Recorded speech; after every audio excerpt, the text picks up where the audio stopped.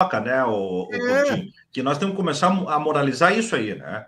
Não adianta pegar os peixes pequenos com um troco de bala, seja, e de novo, eu não estou aqui dizendo, então tá estendendo esse argumento, você seria a favor de uma anistia? Não, mas eu digo, não adianta dar 15 anos de cana aí para essa turma do 8 de janeiro e depois ver o Bolsonaro ir para casa aí na fita do Collor da vida, pegando o tranco do Ramagem, porque eu tenho falado por ti, pegar o caso do Bolsonaro, olha só, eu costumo dizer, né, eu que venho do futebol, eu me especializei um pouco em focar na entrevista de técnicos e jogadores, por ti, que é entender o que eles querem dizer, mas que não pode ser dito, né? E aí eu trago isso para a política. Eu vou pegar o mosaico agora para as pessoas entenderem onde é que eu quero chegar. O Ramagem teve toda uma articulação para escapar não é escapar, mas para mitigar danos processuais pelo que o parlamento é capaz de fazer. O parlamento, quando opera isso, mostra para a gente, e quem foi permissivo foi o Hugo Mota, deixou a banda tocar, ele poderia ter reprimido essa intenção. Ele permitiu. Por quê? Porque ele quer medir a temperatura e pressão com o STF, né? Quando ele deixa isso passar, aí você diz assim, não, então ele salvou a pele do Ramagem. Aí vai o caso para o Ramagem, para o STF, e o STF rejeita. Aí o Hugo Mota diz que vai fazer o quê? Vou recorrer. No mesmo dia, a defesa de Bolsonaro já diz assim, Bolsonaro quer usar o parâmetro do Ramagem nessa ideia jurisprudencial para si. Então o Hugo Mota não está a serviço do Ramagem, está a serviço do Bolsonaro. Está a serviço do Bolsonaro. Tentando, na queda de braço, fazer o legislativo se tornar o fiador dos processos do golpismo. E não o judiciário. Então, não adianta assim, não, mas aí, a Débora pegou 15 anos e tal, e aí daqui a 6 meses Bolsonaro está sentenciado a 20, mas vai botar uma tornozeleira e vai para casa. Ele falou no UOL ontem, né? Ele falou no UOL ontem. Não, a prisão para mim é morrer, é morte. Falou para o juiz. É morte. Eu não tenho condições de encarar uma prisão. Agora, vamos combinar, né? Até nisso é um baita do chinelão, né, cara? A expressão mais gaudéria que a gente pode ter aqui, mais gaúcha, né? É um baita de um chinelão. Cara, é o que o Dirceu falou. O Dirceu encarou a cana, o Lula encarou a cana. O Bolsonaro não consegue sonhar com encarar uma cana. Pô, o Mujica, nosso saudoso Mujica, já 12 anos preso. E não foi numa superintendência, numa prisão militar. Uma masmorra. Foi cadeiaço. Sabe? Cadeiaço no melhor estilo, cadeia dos livros russos lá do Dostoiévski. Né? Sem luz, sem água, sem luz, comida jogada no chão, sem comida prato. Jogada no chão, tranca, sabe? 12 anos. Sem contato, né? E mais importante, sem contato com outras pessoas, uma solitária. Aquilo ali foi impressionante, né? Pois é. Mas, então quer dizer... Por favor, né? Dentro desse quadro todo aí, Suma, essa questão do Hugo Mota é muito interessante da gente analisar e tu tá corretíssimo, né? E eu iria até mais longe, não é? Além de estar a serviço do Bolsonaro, ele tá ali como um legítimo líder do Centrão, né? Porque toda essa turma do Centrão tem processos nas costas, ou já tem processos tramitando, ou ajuizados, ou em fase de investigação na PF, ou tem coisa que vai aparecer ainda, né? Porque do Centrão é difícil se livrar né? É difícil se livrar Com essa história das emendas aí, todos eles têm rabo preso com essas emendas, né? Todos. Então, assim, ele está a serviço como líder do Centrão, né? Ocupando a posição que era do Lira. O Lira tá só quietinho agora, né? Botou ali o braço direito dele para fazer o serviço sujo, né? E assim... Pantera cor-de-rosa, né? Deu aquela saidinha de lado, assim, mas... Exato. E tu falou muito bem que o Hugo Mota, ele deixa evidente que ele abraçou efetivamente isso aí quando ele entra com essa ADPF no STF, né? Porque a primeira medida, eu acho que até foi acertada. Tanto que o STF reconhece 2 crimes ali, tão cobertos pela imunidade parlamentar, né? Então, a primeira medida, tudo bem, tá certo. O Ramagem realmente tem direito a suspender, não é a terminar a investigação, o processo. Fica suspenso aqueles 2 crimes ali. Mas no momento em que ele entra com a DPF, ele mostra qual eram efetivamente os propósitos dele. E aqui é importante a gente dizer, Suma, essa DPF, ela vai ser indeferida de plano, porque não cabe a DPF para esse tipo de coisa que ele está propondo aí. A DPF é uma ação de descumprimento de preceito fundamental, que ela é reservada para casos abstratos, não é para um caso concreto como esse. Um caso concreto como esse teria que ser um mandado de segurança, uma ação ordinária, uma coisa desse tipo, não uma DPF. Mas por que ele entrou com a DPF? Porque ele quer levar para o plenário. Se ele entrasse com mandado de segurança, ia cair lá na primeira turma de novo. E aí aí tomou. Então, como ele queria ir para o plenário, a assessoria jurídica lá dele disse, não, vamos entrar com uma DPF, que aí a gente joga para o plenário. Mesmo que ela seja indeferida de plano, aí a gente reforça a narrativa da perseguição, do STF e tal. Mas o desfecho dessa DPF fatalmente é indeferir de plano, porque não cabe a DPF. Não cabe para esse tipo de coisa. É outra ação. Então, esse é um ponto que você precisa colocar. E a entrevista do Bolsonaro, né, Ossuma? O UOL chamar o Bolsonaro para uma entrevista é o absurdo primeiro, né, central dessa questão. O que o Bolsonaro tem para falar da política brasileira, gente? Sabe? Cara, sei lá, é você chamar o maníaco do parque para falar sobre direito de mulheres. É isso. Vamos falar sobre como é que anda a violência contra as mulheres. Eu tenho aqui o maníaco do parque. É isso que é chamar o Bolsonaro. E vamos falar a verdade, né, Suma? Aí o cara vai dizer, mas o UOL quer repercussão. Cara, assim, ó, se tu pegar as revistas Oeste, essas porcaria lá da extrema-direita, fazendo entrevista com essa gente, tá legal, eles estão na deles, né? Não, eu não concordo com essa gente aí, mas o campo deles é esse. É o campo deles, é. Agora, cara, o UOL não precisa do Bolsonaro para ter repercussão, cara.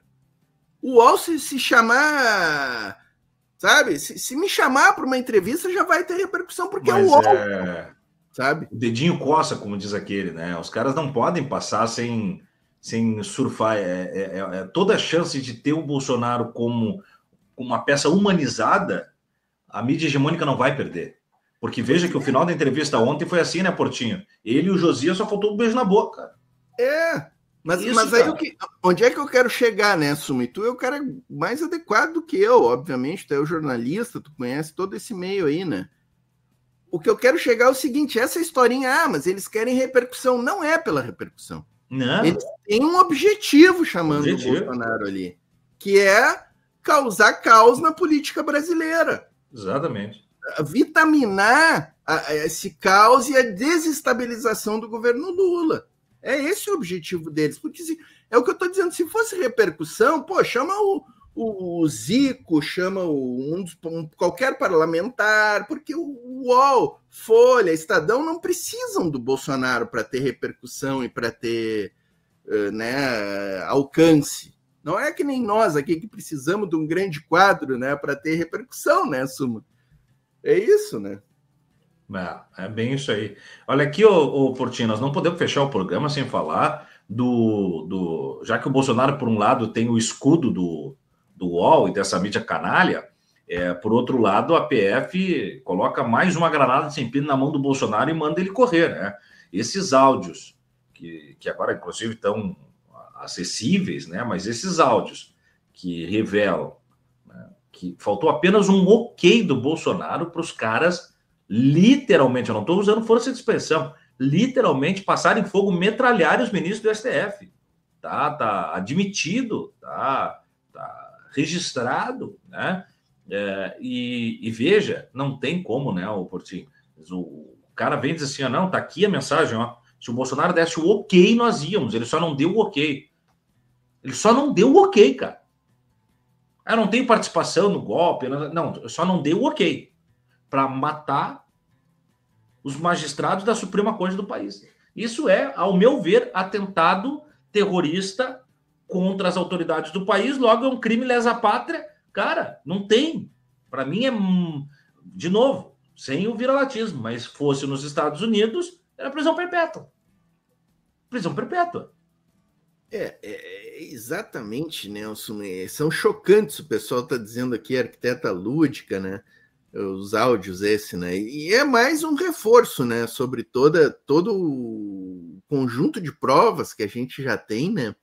E essa é uma questão que a gente precisa colocar, né, Suma? O que esses caras estão fazendo em liberdade ainda, né? Uhum. O que esses caras estão fazendo em liberdade? Porque acho que eu até já falei isso aqui contigo, com o nível de provas que a gente tem, com o STF, a partir do momento em que o STF faz essas sessões de pronúncia, né? A gente chama de pronúncia, acolhimento da denúncia do Ministério Público, né? A partir do momento que as denúncias são admitidas e, portanto, tem indícios suficientes das práticas criminais para iniciar os processos, a partir desse momento, a prisão desses caras, preventiva, já é uma necessidade, Suma.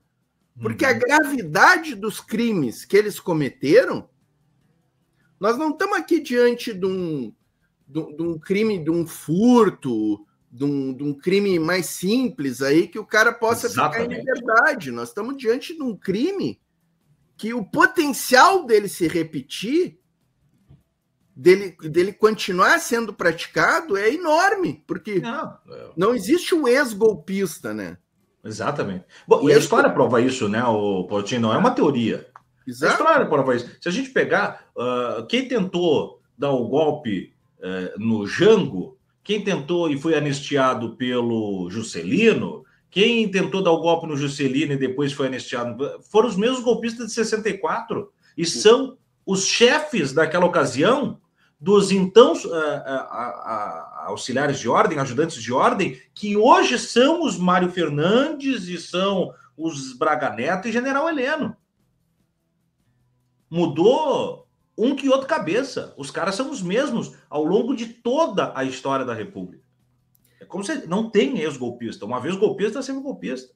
Esses caras aí, longe de mim ser punitivista, mas o crime que esses caras praticaram, e os indícios são tão fortes que o STF já abriu o processo contra eles, e continuam surgindo novas provas, como esses áudios estarrecedores, né?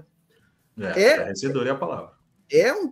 São crimes que exigem a prisão desses caras, exigem a prisão. Porque se eles estavam tramando, Suma, de matar ministro do Supremo, presidente e vice-presidente da República, até o José Dirceu apareceu essa semana, né? Pois é. Que era um dos alvos. Quem garante que eles não tentarão matar de novo ou praticar de novo o que eles estavam bolando lá? Não, eu costumo dizer, o Portinho, o presidente Lula segue correndo risco de vida. Intermitente. Exatamente. Assim como outras lideranças ali. O próprio ministro Alexandre de Moraes, o Geraldo Alckmin, e eu vou mais longe, tem mais gente. Testemunhas, o Anderson Cid é um cadáver que respira ainda, né? O Anderson Cid só não está morto porque hoje seria um problema, ele é um problema maior morto do que vivo, mas deixa a poeira baixar para você ver se não vai aparecer um Anderson Cid boiando no rio aí e morte na praia, afogamento. Não se surpreendam, não se surpreendam. Mauro Cid, né? Tu tá falando, Mauro Cid. Falou Anderson Cid. Ah, Mauro Cid. É que tem o Anderson, como é que é? Anderson era o ministro da Justiça, Torres, né? Torres, Anderson Torres. Mauro Cid. Já juntei os dois, já fiz um só. Não é de se surpreender se um desses aí aparecer, né? Boiando num rio aí, porque são pessoas que têm muitas informações que ainda não cuspiram, né? Digamos assim, na gíria aí criminosa, não cuspiram as informações que tem, né? Exatamente. E tem muita gente aí que tem informações. Bom, a gente viu o que eles fizeram com o Adriano lá na Bahia. Nóbrega. Né? Adriano da Nóbrega. O outro, aquele que estava nos Estados Unidos, tinha o celular, como é que é? O Bebiano. Bebiano. Tem agora os brasão aí, né? Os brasão são outros. Né? Eu sempre disse, os brasão são meio para fim, é teleológico o negócio. O brasão não é o fim do processo da Marielle. E mais cedo, mais tarde, isso vai vir à tona. Tá? Nada me tira disso. São só boi de piranha. Exatamente. Podem ter interesses no paralelo, mas não são os mandantes desse crime. Eu continuo negando isso. E o Suma, ainda tem mais um ponto aí, né? Nessa questão toda dessa família aí, né? Tem o Eduardo Bolsonaro, parece querendo voltar dos States, né? E aí o Leandro Demore largou uma ontem que eu achei sensacional, né? Que os contatos do Dudu Bananinha nos Estados Unidos são de série C. Acho que o Demore acho que até foi bondoso demais, né? Acho que é para gauchão, né? Para gauchão os contatos dele. Mas isso é uma pedra que eu estava cantando também. Eu dizia que, cara, olha só, o cara fazer um vídeo na parte externa da Casa Branca não quer dizer que ele tenha acesso à Casa Branca, né? Quer dizer o contrário, né? Exatamente. Não me convidaram para esta festa pobre, né? Que os homens armaram. Cara, tu não é o cara convidado para quando as portas se fecham. Sabe? Por favor. Não, vamos eu e tu gravamos na frente ali do Palácio Piratini. Bom, já estamos arreglados com os homens. Já. Né? Aqui nós temos porta aberta, aqui nós entramos, fizemos tendel. Por que não está fazendo vídeo lá do lado do cara?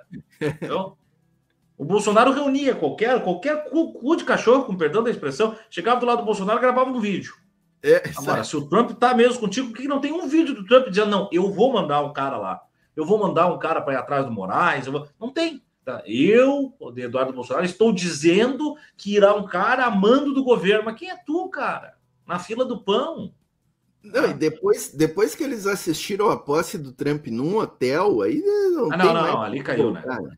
Não tem como voltar. É muito pobre. O Portinho, a nossa sorte é que esses caras são desse naipe. A nossa sorte é essa. Exato. A nossa sorte é essa. Porque se eles de fato tivessem a bala na agulha, eu não sei se nós tínhamos segurado essa bronca toda até agora. Porque... Não, inclusive, né, Suma, eles têm a faca e o queijo na mão, porque o Marco Rubio, aquele é um cara que, né, um extrema-direita. Nossa! E, né, um gusano, né, um filho de cubanos fugidos de Cuba, que é um cara que está super disposto aí a fazer esse jogo sujo da extrema-direita, né, pelo mundo afora, e ter contatos aqui nos países da América Latina.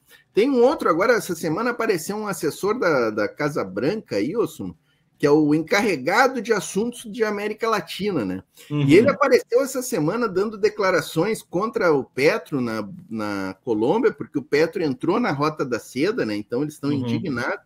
E contra o Lula, porque o Lula... Aliás, o Lula está espinafrando com o Trump lá nas entrevistas coletivas da Rússia e da China, né? E esse assessor da Casa Branca veio com tudo aí, o encarregado esse. E nem nesse encarregado eles chegaram. Realmente o Demore tem razão quando ele fala em série C, porque o encarregado esse é o série B, né? É o encarregado para a América Latina e tal. E os contatos do bolsonarismo estão bem abaixo desses caras aí, né?